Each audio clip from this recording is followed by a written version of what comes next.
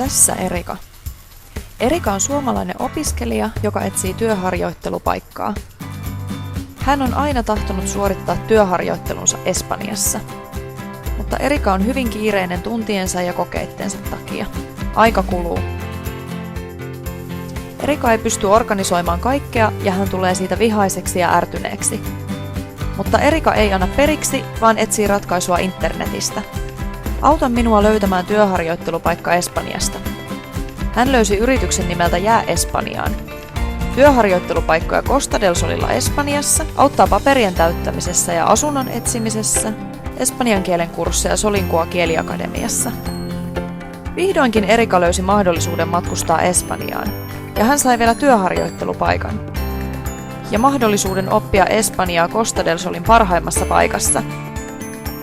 Tämä on esittelyvideo 2 yrityksestä, Jää Espanjaan ja Solinkua kieliakademiasta. Otathan yhteyttä, jos sinulla on kysyttävää.